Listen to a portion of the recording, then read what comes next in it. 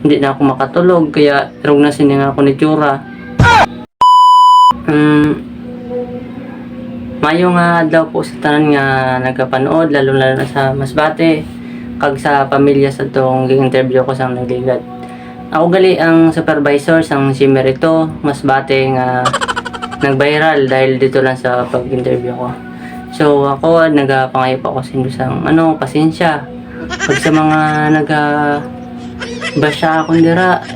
Pes lang udungan nyo na tani ang pagbash nyo sa akon kay hindi na gid ako makatulog sang kakabash nindo.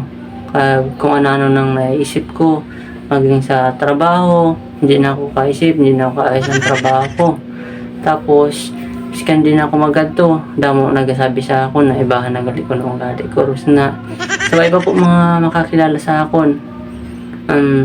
Ako po to ang supervisor. So ang resulta po sang kakapukat ko kada gabi kay kakaisip ko nga ni kay irog sa to nga nag-viral ako.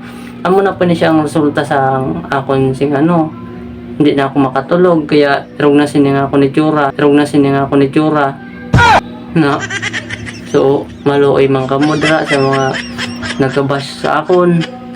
Udungan nyo ng pagbash sa akon kay itabalay nyo nga akon singay bago na duha ng kabilog kay hindi na gid ako yung makatulog.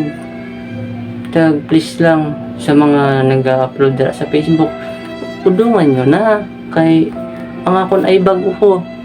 Hindi na gid tumahila man kamo sina nga makita nindo. Ngarog na ko sina ang tawa-tawa kamo dira. Hindi ako pagtiwa-tawahi dira kay aram mo na gid ako. Mabuot man ako sa mabuot sa mga basta sa akon. Sabay pakakilala, mabuot po ako. Ang way ko man to siya pag agid interview sang kung way ko man to siya pag laita, slight lang man.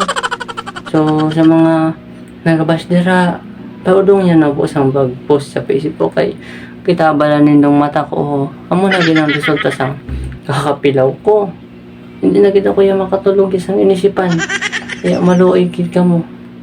Tani hindi na kamo magpanghusga sa akon kay hindi man daw ko siyang kilala gid. So pasensya na kamo. Subong nag-istorya po ako kay hindi ko nagig kayahon ang pilaw. Pila na ka-adlaw kung kaya ko sintulog kaya mo na yung resulta sa akon mata. Maluoy na kamo. Peace.